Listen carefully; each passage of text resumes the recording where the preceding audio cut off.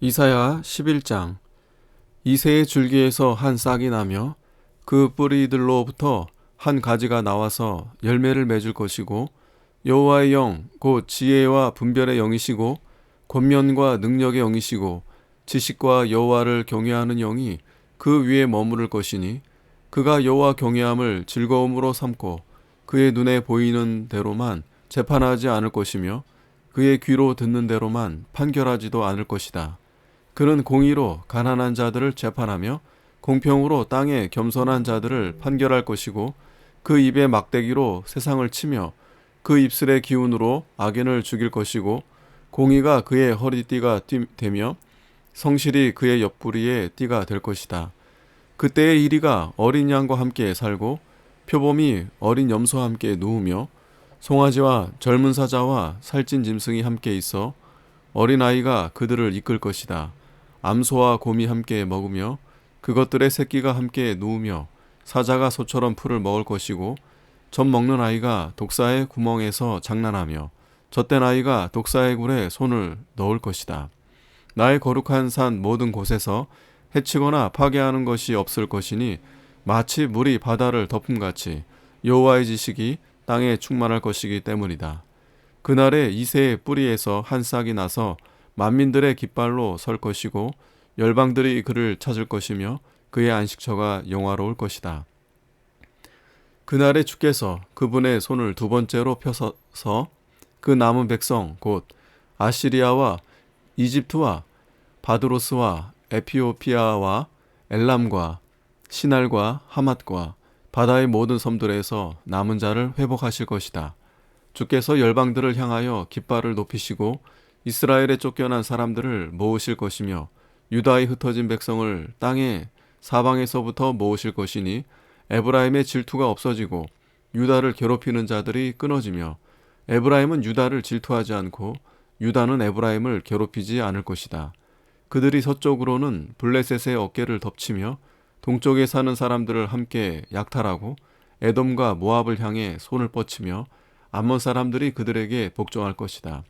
여호와께서 이집트의 해만을 부수시고 그분의 손이 뜨거운 바람으로 그 강을 흔드시고 그것을 쳐서 7 강줄기가 되게 하심으로 사람들이 신발을 신고 건너게 하실 것이다. 주님의 백성 중에서 살아남은 자를 위해 아시리아로부터 큰 길이 생기게 하시니, 이스라엘이 이집트 땅에서 올라오던 날과 같을 것이다. 12장.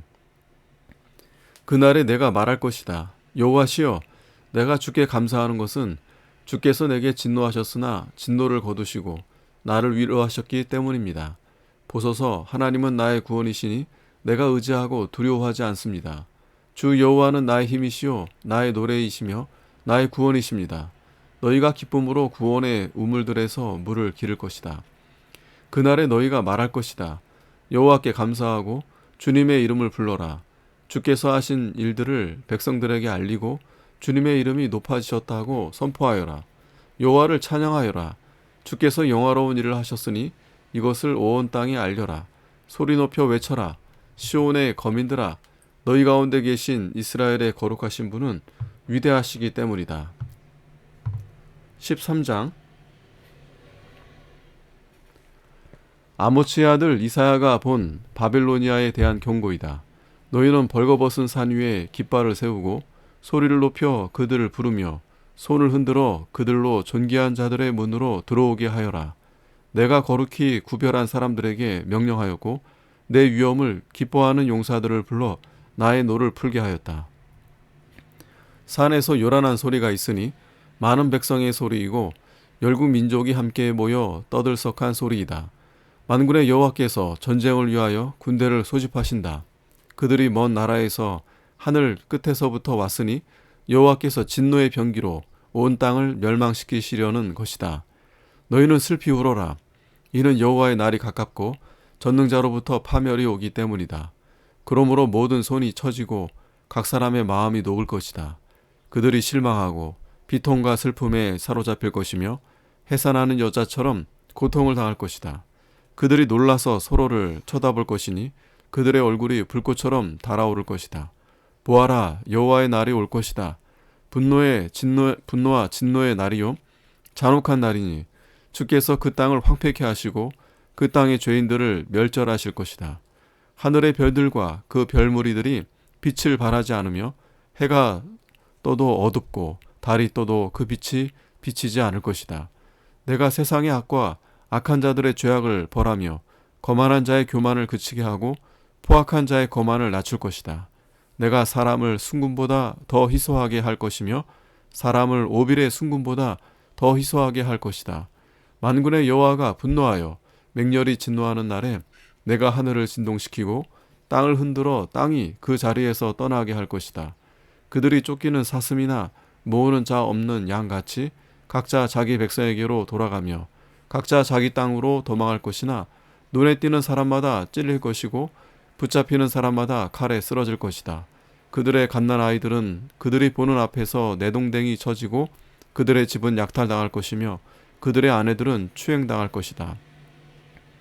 보아라, 내가 은도 귀하게 여기지 않고 금도 좋아하지 않는 메대 사람들을 자극하여 그들을 칠 것이니 그들이 활로 젊은이들을 쏘아 죽이고 태의 열매를 가엾게 여기지 않으며 그들의 눈은 자녀들도 불쌍히 여기지 않는다.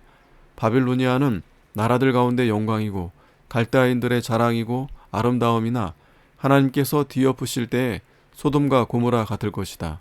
그곳은 영원히 사람이 살지도 못하며 대대로 거주하지도 못할 것이니 아라비아 사람도 거기에는 장막을 치지 않으며 목자들도 거기에서 양을 눕게 하지 않을 것이다.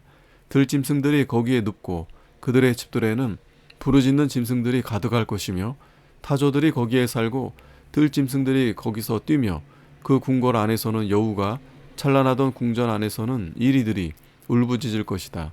그때가 가까우며 그 날이 지체되지 않을 것이다. 14장 여호와께서 야곱을 참으로 불쌍히 여기시고 이스라엘을 다시 선택하셔서 그들을 자기 땅에서 머물게 할 것이니 나그네들이 그들과 결합하고 야곱의 집에 연합할 것이다. 백성들이 그들을 데리고 그들의 처소에 올 것이니 이스라엘 족속이 여호와의 땅에서 그들을 얻어 남종과 여종으로 삼으며 자기를 사로잡았던 자들을 사로잡아 포로로 삼고 자기를 압제했던 자들을 다스릴 것이다.